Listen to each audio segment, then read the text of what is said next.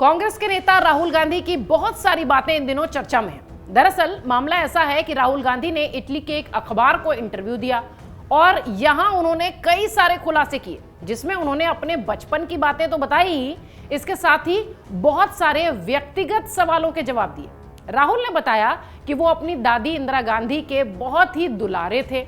बहन प्रियंका को लेकर उन्होंने कहा कि वो अपनी नानी पाओला माइनो की बड़ी लाडली थी। इस दौरान जब राहुल गांधी से ये पूछा गया कि उन्होंने अब तक शादी क्यों नहीं की, तो इस पर उन्होंने जवाब देते कहा कि ये बड़ा अजीब है, जो मैं नहीं जानता। बहुत सारी चीजें करने को है, पर हाँ, मैं ये चाहूंगा कि मेरे बच्चे हों। राहुल ने कन्याकुमारी से कश्मीर तक 3500 किलोमीटर की लगभग यात्रा की। भारत जोड़ो यात्रा को लेकर भी उन्होंने अपने अनुभव साझा किए। इस इंटरव्यू में उन्होंने एक के बाद एक कई सारे सवालों के जवाब दिए। अपनी इस रिपोर्ट में आपको हम दिखाते हैं कि राहुल के पास जब सवाल पहुंचे तो उन्होंने क्या कुछ जवाब दिया। सबसे पहला सवाल राहुल से उनकी दाढ़ी के संदर्भ में था। दाढ़ी बढ़ाने के संदर्भ में राहुल ने कहा कि मैंने फैसला किया था कि पदयात्रा के दौरान दाढ़ी नहीं काटूंगा। अब मुझे फैसला यह करना है कि आगे दाढ़ी रखनी है या नहीं। राहुल गांधी ने कहा कि मेरी नानी 98 साल की उम्र तक दुनिया में रही और मैं उनसे बहुत ज्यादा लगाव करता था। मेरे अपने मामा वॉल्टर, मेरे भाई बहनों और पूरे परिवार से भी मैं हमेशा से जुड़ा रहा। दाढ़ी के बाद उनसे सवाल हुआ पीएम मोदी के संदर्भ में, पीएम मोदी को हराने के संदर्भ में।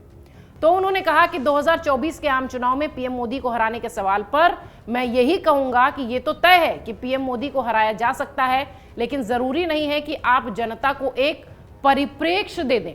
वामपंथ या दक्षिणपंथ से जुड़ा विजन नहीं, बल्कि शांति और गठबंधन का परिप्रेक्ष्य भी आपको जिता सकता है। राहुल कहते हैं कि फांसीवाद को सिर्फ विकल्प देकर ही हराया जा सकता है। अगर भारत के कोई दो नजरिए आमने सामने होंगे तो हमारे नजरिए की जीत होगी।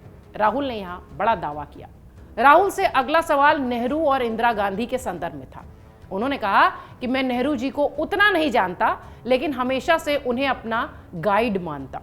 दादी इंदिरा को लेकर राहुल ने बताया कि उन्होंने कभी भी अपनी मौत को लेकर मुझे चेतावनी नहीं दी थी, लेकिन हमेशा ये कहती थी कि जब वो दिन आएगा तब तुम रोना नहीं, खासतौर पर सार्वजनिक जगह पर तो बिल्कुल नहीं। पिता राजीव गांधी पर सवाल हुआ तो राहुल ने चौंकाने वाला दावा किया। उन्होंने कहा कि पिता राजीव गांधी को कभी पता था कि उनका अंत समय करीब है। उन्हें लगता था कि कुछ शक्तियां और ताकतें खड़ी हो गई हैं जो उनकी जान ले सकती हैं। राहुल का यह खुलासा चर्चा का विषय है। इसी इंटरव्यू में हिंदू मुस्लिमों के संदर्भ में राहुल गांधी से सवाल हुआ तो राहुल ने कहा कि क्या हिंदू और मुस्लिमों के बीच ध्रुवीकरण है, तो उन्होंने कहा कि यह स्थिति है तो, लेकिन इतनी खराब नहीं है जितनी मीडिया इस सरकार के संरक्षण में दिखा रही है। राहुल का यह बड़ा तंज भाजपा पर था। ये एक तरह से चिंताजनक असल मुद्दों जैसे गरीबी, अशिक्षा, महंगाई, कोरोना काल के बाद छोटे मध्यम व्यापारियों की परेशानी, किसानों की समस्या, ये सब ध्यान भटकाने की कोशिश में है। राहुल का ये जवाब निश्चित तौर पर भाजपा के लिए परेशानी का सबब होगा।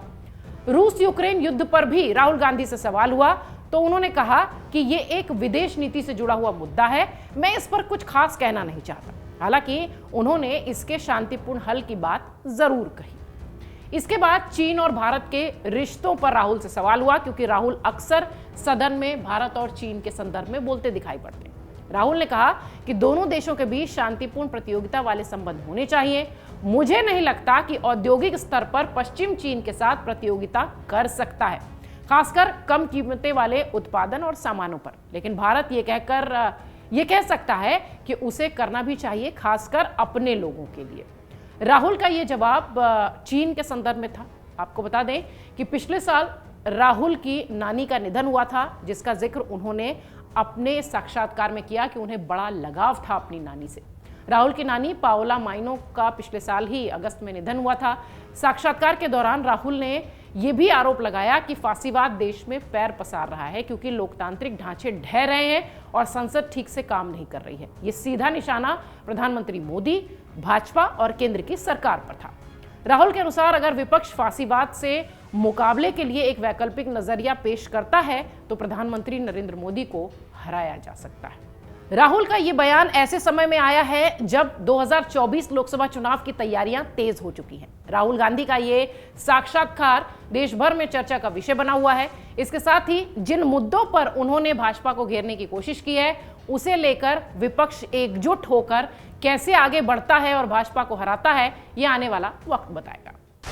डाउनलोड करें अमर उजाला ऐप और पाएं खबरें लगातार।